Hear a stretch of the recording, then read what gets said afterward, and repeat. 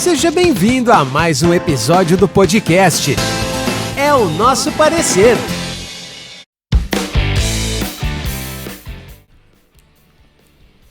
Fala pessoal, tudo bem com vocês? Estamos aqui reunidos mais uma vez para gravar o podcast É o Nosso Parecer. Comigo aqui, Evandro Ximenes, eu sou Emerson Cristiano. Mais uma semana a gente se junta para conversar aí sobre os principais temas da semana, aquilo que tem pautado os noticiários, o que tem sido comentado aí no mundo do direito, no mundo da política e aquilo que tem também sido debatido na nossa sociedade. E hoje a gente tem algumas pautas, alguns pontos a debater e a conversarmos aqui.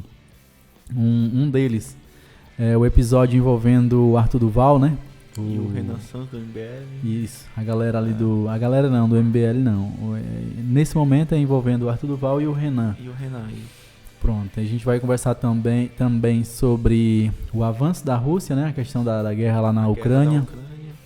Vamos conversar também a posição do Brasil. Isso, a posição do presidente Bolsonaro, o voto do Brasil lá na ONU em relação a esse conflito. A gente vai tentar aqui conversar um pouquinho, analisar qual que é o impacto disso nas nossas vidas, o que representa aí cada ponto desse para a vida fática da gente, né? Porque isso tem um reflexo econômico, né? Já vai aumentar o preço do pão, porque a Rússia produz trigo, essas coisas, a questão do fertilizante também, enfim, vai impactar, né? Querendo ou não. O barril do petróleo subiu de novo. Exatamente. A questão, né, que a gente já conversou, é a economia globalizada, né? Tu viu o Bolsonaro atacando o lucro da Petrobras? Pois é. Né, dizendo que tá tendo um lucro altíssimo. Exorbitante, né? Exorbitante. Faz sentido, exatamente. E aquilo meio que compromete o governo dele, né? Isso. A galera toda se lascando. Isso, porque a gente vê uma empresa estatal tendo lucros exorbitantes e o pior, que o lucro nem é todo para a empresa. O lucro ali é mais para os acionistas, para aquela galera que tem partes ali do... 49% é para os acionistas, né? E 50% é para o governo federal. Exatamente. E esse lucro vai para essa galera, não retorna para o Brasil em nenhum benefício, quase que nenhum benefício, principalmente benefício político que não há, porque enquanto a Petrobras está lucrando de forma exorbitante e recordista, né? Só batendo um recorde de lucro, a população está sofrendo uma das piores crises, né, econômicas dos últimos anos que nós estamos enfrentando. Estamos enfrentando uma inflação altíssima, puxada exatamente pela questão do petróleo, né? Só lembrar que antes da pandemia a gasolina era 4,70 nessa faixa, né? A gente já tá 6,80. Já a gente chega no dobro, né? Já aumentou R$2. Se a gente for lembrar, o valor da gasolina no começo do governo Bolsonaro era 3 e pouco, né? Hoje a gente está em 7, já está mais do que o dobro. Aqui em São Paulo é 6,80, 6,90, né? Pronto, ou seja, a gente já conseguiu dobrar só nesses quase 4 anos aí de governo, a gente conseguiu dobrar o valor do combustível. E isso afeta diretamente a economia, né? A questão da inflação e o aumento do alimento e tudo mais, porque é uma cadeia, né? E lembrando que no primeiro ano de governo, que não tinha pandemia, só teve o PIB só aumentou 1%. Exatamente. Né? E fizeram um bocado de reforma e tal. Particularmente acreditei nas reformas, eu não vou mentir, né? Mas a gente tem que ver pelo resultado. Eu não acreditei, né? Eu não acreditei porque já havia sido discutido há um tempo atrás essas reformas, a forma como ia ser feita, né? Por exemplo, quando falaram da reforma da Previdência... A trabalhista primeiro, né? Isso, a trabalhista foi lá no governo do Temer, né? Isso, disse que ia gerar mais emprego e não gerou. Né? Isso, não gerou. O que a gente viu acolá foi... Eles falam que não houve perca de direito, mas na minha opinião, quando você precariza a relação, você está perdendo direito. Porque o contrato de trabalho intermitente, né? Que é um criado aí agora. O trabalho de contrato intermitente, que é aquele artigo, né? O 511, é 611, né? O 611-A, que vai falar sobre que o acordado ele está superior ao legislado. Isso. Ou seja, isso aqui ele não só é uma perca de direito, mas como é um retrocesso, né? E afasta o sindicato. Exatamente, afasta o sindicato. Porque o patrão tá aqui em cima e o trabalhador tá aqui embaixo, não tem como compensar, então, né? mas só E que... o sindicato justamente é pra... Isso.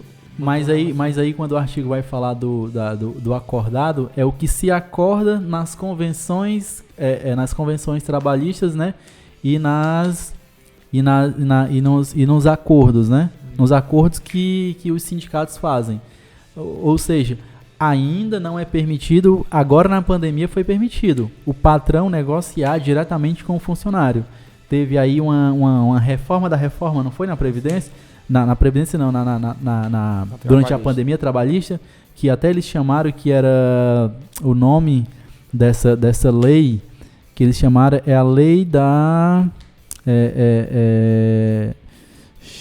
me fugiu agora, mas era algo relacionado para incentivar a contratação durante a pandemia, a contratação e a demissão durante a pandemia, que já foi também ali um grande retrocesso, porque até a Eles reforma... queriam suspender, né, o contrato de trabalho. Isso, até a reforma ali da trabalhista, o que era permitido, o que era o acordado sobre o legislado, era o que se definia ali nos acordos, né, nas CCTs e nas convenções, nos acordos trabalhistas e nas convenções trabalhistas. Beleza, ok, porque era um acordo feito a partir de uma entidade que representava uma classe ali, né? Mas agora na pandemia foi permitido acordos individuais, que foi, assim, o que a gente pensava que não podia piorar, ficou pior. E no momento do desespero o cara aceita tudo. Sim, com certeza. Vou dar um exemplo prático. Apareceu lá no escritório de Groídas, né? Tem um caboclo lá muito rico, chamado Chico Lino. O Chico Lino, ele vende material de construção. Aí chegou uma mulher lá, aí qual é o esquema? Ele assina a carteira do cara, tem lá, salário mínimo, né? Mas ele só paga a diária. Por exemplo, se o cara só for uma vez na semana, ele só paga a diária, R$50. Aí daí tu tira, né? Como... o Chico Lino é um forte candidato, tá? Daqui uns dias está ali no banco ali da Justiça do Trabalho, respondendo por furações trabalhistas. Lá, mas o problema é que lá na região, eles têm muito medo de dar entrada na Justiça do Trabalho, porque eles ficam marcados. Eles têm, existe, né, essa lenda de que quando você entra com não ação contra o funcionário, não consegue mais emprego. Mas aí que tá, se todo mundo entrasse, aí todo mundo assinaria com carteira assinada, era bom pra todo mundo. Exatamente. É um exemplo pra tu ver, né? E o Chico Lino aí é só ganhando por cima. É trabalho escravo, tá? Na minha opinião. Exatamente. Então, Evandro, houve essa perda de direito, sim. Quem fala que não houve. Essas reformas, elas não conseguiram, né, surtir os efeitos que era esperado. Retorno, né? O retorno. Gerar muito emprego e não isso, porque, emprego. Tipo assim, de 2007 pra cá. Você abre mão de direitos vamos dizer assim, para conseguir gerar mais emprego, porque a ideia era essa. Para beneficiar mais a sociedade. A gente vai perder aqui alguns empregos, alguns direitos, mas em contrapartida a gente vai gerar emprego, e não foi gerado. E tá desde 2017, né? Isso, a gente tinha naquela época, salvo engano, acho que era 12 milhões de desempregados. Hoje a gente está em torno de 14 milhões de desempregados. Ou seja, a reforma trabalhista não conseguiu atingir a finalidade dela. É um ponto. E em contrapartida não. Tipo assim, e o que a gente viu ali foi uma precarização da relação de trabalho. A reforma da Previdência foi a mesma coisa. Prometeram que, se a gente fizer uma reforma da Previdência, a gente vai melhorar a economia do país e vai deixar o orçamento mais vamos dizer assim, mais enxuto. A gente vai conseguir um fôlego. O Lula falando isso aí, né? Que o Lula até reconhece que a Previdência está deficitária, mas está deficitária porque tem muito desempregado. Exatamente. Porque se gerar emprego, aí a Previdência fica superavitária. Pronto. Esse que é o lance. O que a gente debateu naquele momento? O que a gente defendeu, né? Eu lembro que o PT defendeu na época, e inclusive alguns parlamentares da base do governo. Eles disseram o seguinte: a reforma da Previdência é necessária? Vamos dizer que sim, seja necessária, mas para a gente pensar em uma reforma da Previdência, a gente tem que equilibrar a equação da questão desemprego. Tu não pode pensar numa reforma da Previdência se tu tem hoje 14 milhões de pessoas desempregadas, são 14 milhões de pessoas deixando de contribuir com a Previdência, Que é muito com dinheiro. 25 milhões de pessoas na informalidade. São todas essas pessoas, elas estão sem contribuir. Então, é mais inteligente para o governo fazer um programa, desenvolver políticas públicas para gerar emprego. Ou então, tipo, conscientizar essas pessoas a contribuir, né? Exatamente, criar meios para você contribuir. Geralmente as pessoas nem sabem que dá para contribuir sozinha. Exatamente, para você. É o problema. Aí você estimula essa galera a contribuir. Aí quando tu tiver com toda essa galera contribuindo, aí sim você pode pensar, vamos ver aqui como é que tá agora as contas da Previdência. A gente está deficitário, a gente está superavitário. Aí sim, é uma reforma coerente. Mas não resolvem o problema da previdência, do desemprego. Não chama essa galera que está na informalidade para a formalidade, para contribuir com a Previdência, e só tira direitos, né? Porque a reforma da Previdência, a gente que atua aqui na área previdenciária, a gente sabe o quanto ela foi maléfica para... Agora sim, sobre a questão da informalidade, né? Tem muita gente que quer formalizar o negócio. Por exemplo, eu vou dar um exemplo prático do Fred, lá, né? Ele foi notificado pela Cefaz porque ele movimentou dinheiro acima dos 25 MEI. mil. Do MEI lá. Sim, do MEI. Que eu acho que 81 60 mil, né? Era 60, eu acho que é 80 agora. Aí, ele foi notificado. Ele tinha um gasto mensal de entre 50 e 70 reais só por conta do MEI, né? Aí ele foi fazer o cálculo para virar ME, microempresa. Aí ele disse que ia ter um gasto mensal de 900 reais. Porque o tributo é maior, aí tem que pagar contador. Ou seja, é os custos, 900 reais. Aí, o que ele tá querendo fazer? Tá querendo criar outro MEI, tá entendendo? Pra pagar menos. São essas as reformas que a gente defende. É a questão da reforma tributária. Mas aí que tá, parece que estão querendo aumentar o piso do MEI, né? Porque Isso. como teve a inflação, Isso. botar pra 130 mil pra tu poder movimentar. Exatamente. Então, isso aí é que são saídas inteligentes. O MEI ajudou muita gente. Você vai trazer essa galera para contribuir, para ser contribuinte, quando tu facilita. Porque se tu quer comparar um cara que tem um negocinho ali em Groaíras, a questão do Fred, com um cara que tem um negócio assim, né, uma microempresa aqui em Sobral, que a arrecadação do cara, vamos dizer lá, vamos dizer que o Fred atinge ali 100 mil, beleza. Aí tu quer comparar, tu quer colocar ele na mesma forma de alguém que movimenta 500 mil, 1 milhão, que é a mesma coisa, que vai para o microempreendedor, Pois é. que se encaixa nas mesmas regras, é injusto, não faz sentido. Então, a questão da Previdência. Eu lembro que a Previdência no governo do Lula, ela foi superavitária. A gente tinha naquela época uma taxa de desemprego de 4%. Éramos considerados, a gente tinha emprego pleno. 4% é normal, é aquela galera que está saindo ali do terceiro ano da faculdade, está querendo entrar no mercado de trabalho, então, ok. Naquele tempo, o governo do Lula, ele criou a questão do MEI, do microempreendedor individual. O que ele sacou? Exatamente. Ó, a gente tem pedreiro, a gente tem pintor, a gente tem toda essa galera que não trabalha de carteira assinada. Se a gente cria isso aqui, a gente formaliza eles, garante direitos previdenciários para ele, porque a questão do MEI ele é interessante, não só a questão de você contribuir, mas os benefícios que você vai ter da Previdência, que você tem todos os benefícios da Previdência. Isso. Entendeu? E então você foi fica segurado, né? Isso, eu lembro muito bem, foi feita toda uma campanha na Globo, na grande mídia, explicando como é que funcionava o MEI, para que servia e tal e tudo mais. E houve uma adesão muito grande naquele momento, muito grande, ficou interessante. O cara que trabalhava, por exemplo, como pintor, que não tinha como emitir uma nota fiscal, ele começou a emitir nota fiscal e fazer uns trabalhinhos maiores, trabalhando para empresas. Porque as empresas precisam de nota fiscal. Isso. Eles não conseguiam um trabalho em uma empresa porque não conseguia gerar nota. E aí o MEI deu essa possibilidade. Enfim, aumentou a contribuição para a Previdência e a Previdência se tornou superavitária. Então, aquilo que o governo planejou agora, né, pretendeu com a reforma da Previdência, não foi alcançada também. Nem com a reforma previdenciária, nem com a reforma trabalhista. Isso. Então, foram, vamos dizer assim, foram insucessos, né, do governo. E que acaba acarretando aí na questão da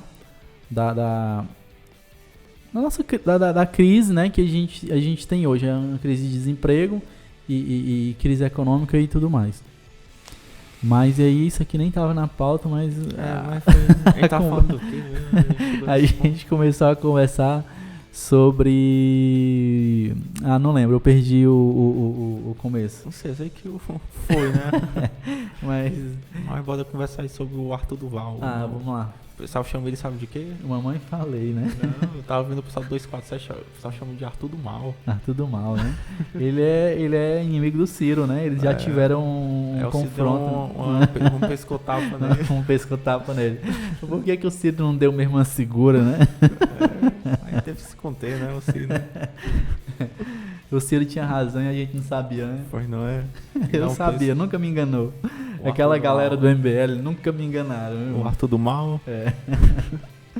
E o Renan Mas Santos. fale aí do MBL aí, você que é um entusiasta, né, do MBL, um admirador. Na verdade, sim, o MBL ele surgiu em 2013, né? Naquela época daquelas manifestações, né? Que por surfar na onda ali do impeachment da Dilma, né? Isso, que começou, engraçado, as manifestações começaram com os movimentos de esquerda, né? Movimento de esquerda, protestando a questão do aumento dos 20 centavos. Dos 20 centavos da questão do transporte de São Paulo, né? Eu acho que é de São Paulo. São Paulo. O Haddad era prefeito. Pois é, aí espalhou entrou várias pautas, mas enfim. Aí o MBL surgiu, criou os movimentos e é um movimento de direita, né? Mais ali perto do reacionarismo. Simpatizantes do bolsonarismo, eles já foram, né? Base do Bolsonaro. Eles apoiaram o Bolsonaro no segundo turno. Foi significativo o apoio deles ao bolsonarismo para se eleger. Eles têm uma base forte, né? Hoje em dia. Aí recentemente teve o desgaste com o Kim Kataguiri, né? Aquele negócio do Monark que a gente falou. Isso. Que ele disse lá que era a favor, defendia a criação de um partido nazista. Aí eu sei que ele se queimou, mas ele conseguiu sair, né? Agora o Arthur Duval aí que se lascou, que não sei porquê, eles decidiram ir lá pra Ucrânia.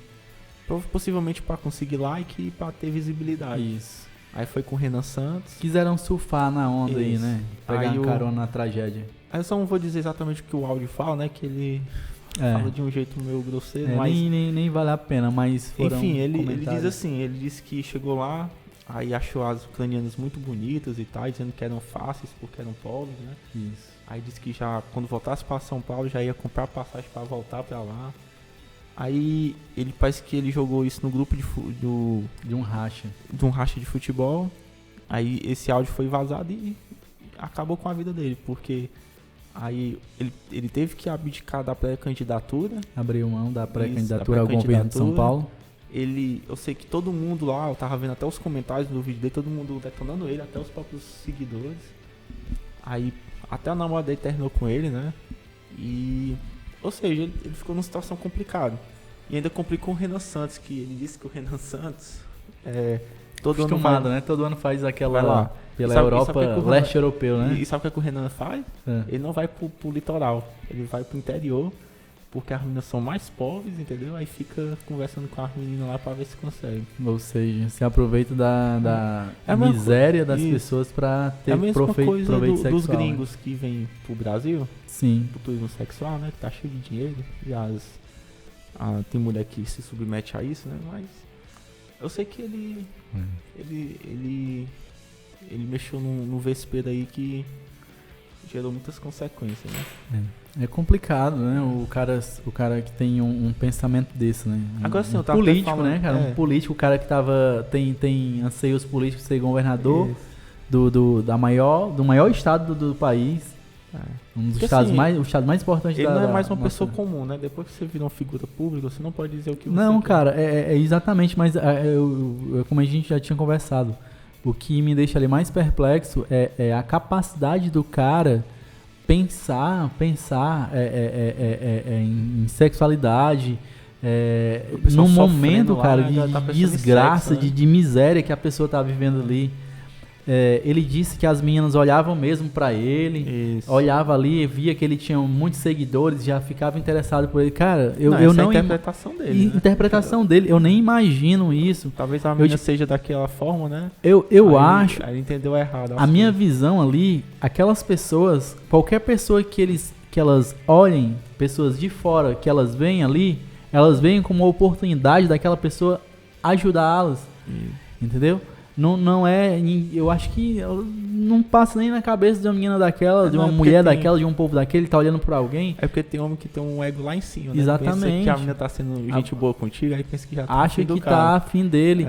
Mas não, eu acho que, tipo assim, o que ela pensa? Pô, será que essa pessoa não pode me ajudar? Será que essa pessoa não pode me dar um asilo lá no país dela, onde ela esteja, pra onde ela vá? Eu acho que o olhar talvez seja nesse sentido. Não, mas o cara consegue olhar para uma fila de mulheres refugiadas que estão ali querendo sair daquele país para sobreviver, e o cara consegue imaginar, sei lá, atos libidinosos, consegue imaginar, sei lá, o cara ter desejo sexual por aquelas pessoas naquela condição, entendeu? Agora sim, eu achei positiva a reação, né? Seria pior se não tivesse tido essa reação, entendeu? Sim. Com certeza, se não tivessem reagido a isso. E ter as consequências.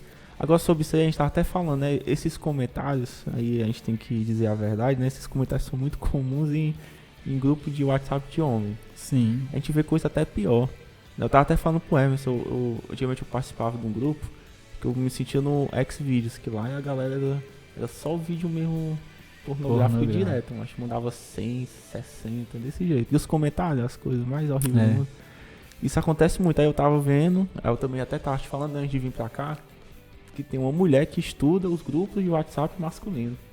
Entendeu? Sim. Ela entra dentro, como se fosse homem, né? Aí fica fazendo um estudo sobre o comportamento masculino ali. Eu acho interessante. Um ambiente doentio, né? Porque, tipo, a referência, né, que os homens têm é a masculinidade, né? A masculinidade tóxica, né? Masculinidade tóxica. É isso que a galera acha que pro cara ser homem, o cara tem que ver uma mulher, ela pode estar lá num ambiente de guerra, de miséria, mas se o cara não olhar pra ela e admirar as partes dela, não tiver nenhum desejo sexual por ela, o cara não é homem, né?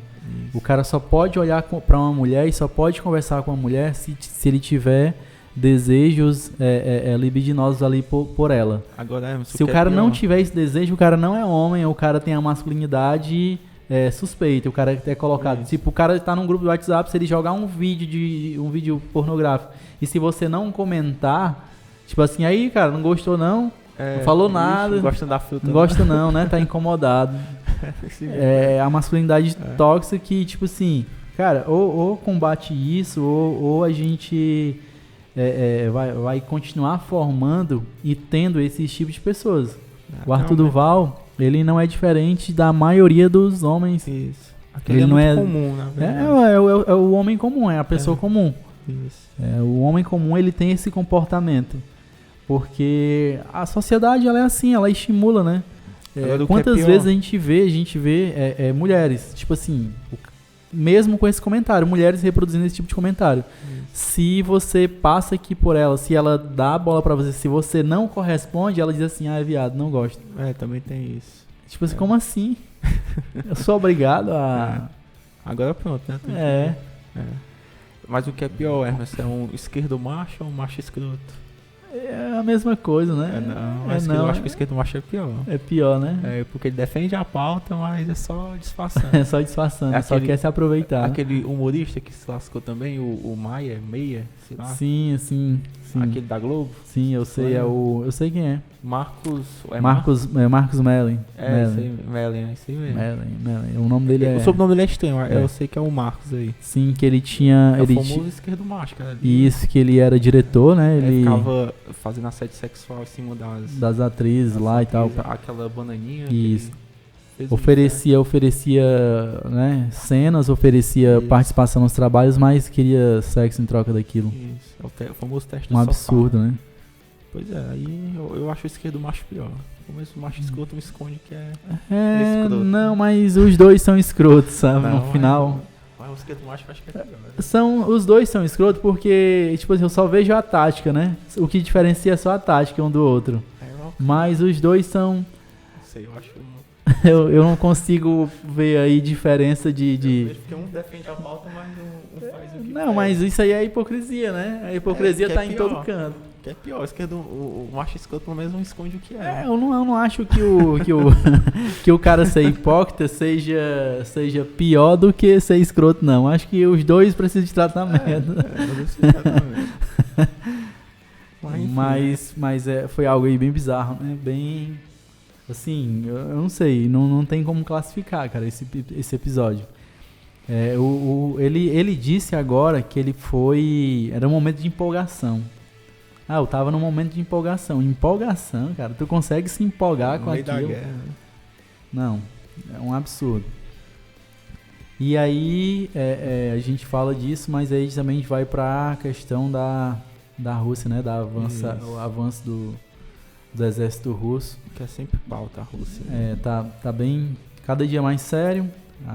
As sanções econômicas, o Vladimir Putin está interpretando como uma declaração de guerra, né? Isso. E ele tá sentindo já o... Exatamente. A gente não sabe o que isso pode acontecer. Ele pode recuar, mas ele também pode vir numa ofensiva mais pesada para mostrar força. Isso. Aí eu vi também uma questão ali envolvendo Taiwan, que a China se pronunciou, né? Disse que... Eu vi um comentário como que tivessem querendo comparar a questão de Taiwan e da Ucrânia, né? Mas são coisas totalmente diferentes. Exatamente. Aí, porque a Taiwan de fato faz parte da China, né? Isso. Legalmente, formalmente, até onde eu sei. Eu sei que existe esse desejo de Taiwan ser autônomo, né? Uhum. Ser autônomo e a Ser China autônomo. quer anexar o Taiwan na China. Isso. Mas Taiwan até então não é um território autônomo. Ele pertence à China, não é? Cara, não, ele não pertence ainda à China, o Taiwan. Taiwan? É como tu disse, ele é autônomo por enquanto. Isso, mas ele tem uma dependência chinesa. Tem, porque tá dentro do território, né? Isso, É vizinho à China. Isso, vamos dizer assim, como se fosse um estado na China. Isso. Uma federação. Então eu não entrei muito a fundo, né? Eu sei que é parecido com a Ucrânia nesse aspecto de entender que aquele território pertence a ele, né? Uhum. No caso, a Rússia entende que a Ucrânia pertence à Rússia, né? Isso. E a China entende também que Taiwan pertence a ela. Mas a China não faria a mesma coisa que a Rússia está fazendo hoje, que é invadir a Ucrânia. E vai invadir Taiwan, né? Invadir Taiwan, no caso. Eu acho que o Putin errou ali. O Putin era para ter resolvido na base da conversa.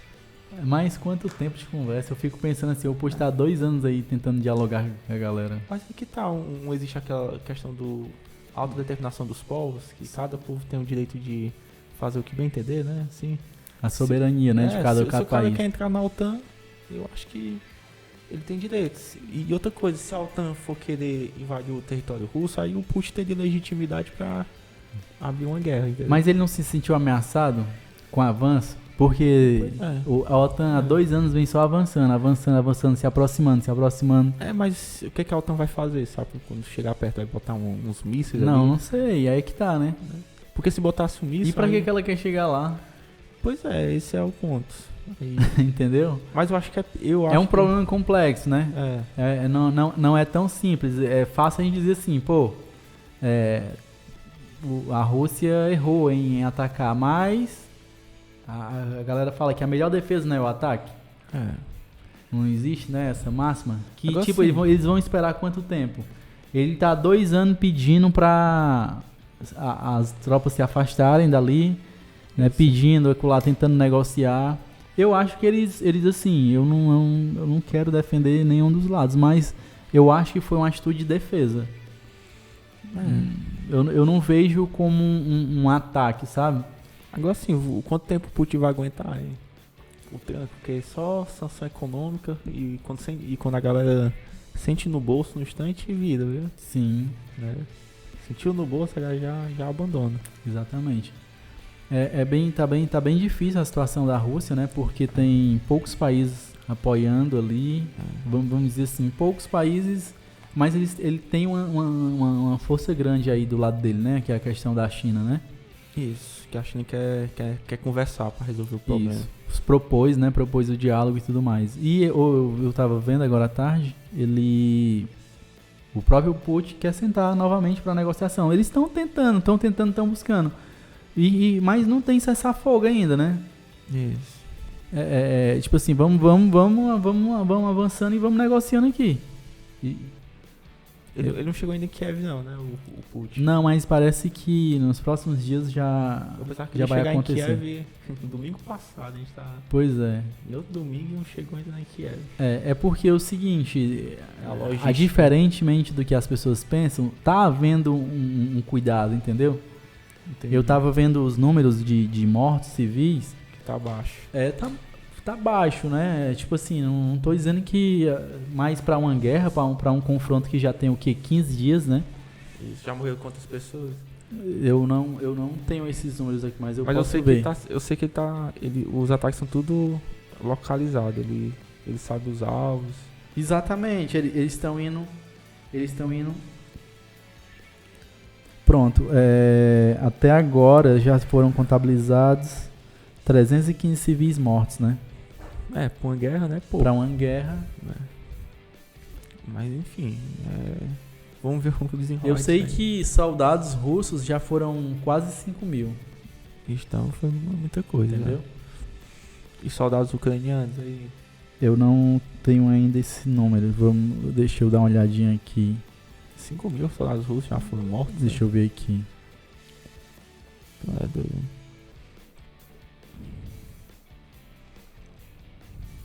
É o grande Putin. Eu vi a matéria dele do Putin no Fantástico, falando da vida dele. A Ucrânia, deixa eu olhar aqui. Isso aqui foi no dia 6/3. Foi agora. Há 8 horas, é hoje. Ucrânia divulga novo balanço de soldados russos mortos durante a invasão. Vamos lá. Segundo os militares ucranianos, ao menos 11 mil soldados russos foram mortos desde o início da guerra no país. Quanto? 11 mil. 11 mil? 11 mil. Muita gente. 11 mil é a população de Groilha. Exatamente. Outras baixas russas, segundo a Ucrânia, seria 285 tanques, 985 blindados, 109 sistemas de artilharia. Ou seja, 7 mil mortos em uma semana. 7 mil implicaria um ataque bastante extensivo. Divergência nos dados. Eu sei que... eu não tenho esses números, sabe, de quem? Da Ucrânia. Quantos soldados ucranianos foram mortos? Só tem da Rússia, né? Só tem da Rússia. E eu só tenho visto da Rússia. É porque, assim, na verdade, quem tem que divulgar esses números é o governo russo, né? Eles é quem sabem quantos soldados eles estão enviando. Aqui... Na verdade, é o governo ucraniano que tem que dizer quantas pessoas morreram, né? Quantos soldados morreram. Isso, eles conseguem contabilizar... Isso. Né? Exatamente. É o contrário, exatamente. Eles é que tem os números, né? De quantos soldados eles estão enviando. Isso, porque eles sabem a quantidade de soldados que tem. Exatamente. Mas... assim, a morte de civil nunca é pouco, né? Ninguém tá aqui diminuindo. Mas para uma guerra, né, que já dura mais a população da Ucrânia? São 40 milhões. 40 milhões de pessoas. Aí daí tu tira. Né? Mas é isso. E a posição do governo brasileiro, o que tá achando aí? Pronto, a questão da neutralidade. O Estado brasileiro, ele não é neutro, né? Ele é contra a Rússia, contra o ataque russo. Mas o governo brasileiro é de acordo com a neutralidade, né? Até o Bolsonaro falou, né, que quer ser neutro na relação. E é engraçado que, por conta dessa posição, a Rússia, né, soltou um comunicado dizendo que não vai bloquear a exportação de fertilizantes para o Brasil. Né, por causa desse detalhe. Porque o Putin sabe que na hora que precisar do Bolsonaro, talvez o Bolsonaro ajude. Ou seja, por que pareça, a visita dele até a Rússia, né, até que ajudou. Não é nada? Tu acha que ajudou? Eu acho que ajudou, de certa forma. O que eu vi aqui, a questão do Brasil, né? Ele votou, né? A favor da resolução da ONU contra a invasão na Rússia. Isso.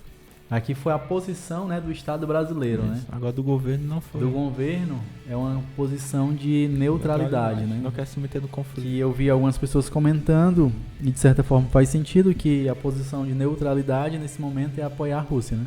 Isso. Significa apoio à Rússia. Mas eu acho que é uma posição correta, sabe? Eu acho que não dá para tomar um partido nesse momento de forma assim, sei lá, sem pensar nas consequências, né? Não tem porquê, né? Não tem porquê o Brasil tomar um partido nesse momento. O Brasil... a gente não tem nada a ver com a região. Exatamente. O que é necessário nesse momento é estimular a diplomacia, estimular o diálogo, estimular um cessar-fogo e abrir uma mesa de negociação. Eu acho que esse é a posição do governo que ele deveria ter nesse momento. Isso aí mesmo. Se você toma um partido, sei lá, eu tô do lado da Ucrânia, você tá, incentivando o conflito. Qualquer lado que você tomar aí, qualquer posição que você tomar, você tá estimulando. E nesse momento, se você quer paz, a posição é de estimular o diálogo. E outra coisa, o Zelensky, né, o cara é reacionário. Exatamente, né? Ele não é coisa boa, não. É coisa boa, não. Não, porque ele tem incentivado a população, cara, pessoas comuns a brigar, a guerrear contra um soldado com coquetel molotov. O cara com fuzil. Irresponsável, mano. Só pra morrer. Irresponsável. Por que ele não vai? Pois não é? Você colocar pessoas despreparadas para lutar contra um exército, uma das maiores, a segunda maior potência mundial militar, para o cara lutar com um coquetel molotov, que isso? Pra pedir pra perder. Não tem como você ficar do lado de um governo desse. A gente lamenta e tudo mais, mas o cara também é irresponsável. Tão irresponsável quanto o Putin. Isso. Então, até a gente estava conversando aqui antes nos bastidores, eu acho que a posição do governo Bolsonaro, do Bolsonaro nesse momento tá super correta. Eu não acho que ele deveria fazer diferente, não. Se meter na confusão. Não vale a pena. O Itamaraty ele tem uma posição histórica de não se meter, né? Isso, na briga dos outros. Exatamente. E o contrário, estimular a diplomacia, estimular o diálogo, né? Isso. Sei lá, o que o Brasil pode ajudar nesse conflito? A fronteira brasileira está aberta para quem quiser, para os refugiados. Isso. Quem quiser vir para o Brasil, a gente recebe, seja ucraniano, mas seja o Brasil russos. não vai dar sanção econômica. Exatamente, ninguém vai dar sanção econômica a ninguém. O Exército Brasileiro está à disposição de quem quiser sair da Ucrânia ou sair da Rússia, a gente manda avião, pega lá, traz para o Brasil e guarda. Quem quiser fugir, a gente está aqui, mas tomar partido, não, acho que a posição é essa, tem que manter essa posição de não seria neutralidade, porque não existe neutralidade. A avaliação dos danos, depois analisar quem está certo e quem está errado, é outro momento, não agora. Não dá, porque é o que eu penso, qualquer posição que tu toma, tu estimula o conflito, tu inflama. Agora vamos ver o desenrolar aí da guerra, né? Vamos ver o que isso aí vai dar. Espero que se resolva, né? O mundo não aguenta uma guerra, não. Depois de uma pandemia dessa, a economia mundial não aguenta uma guerra. Mas é isso. A gente finaliza aqui. Isso, finaliza aqui. Conversamos aí o que mas é isso mesmo.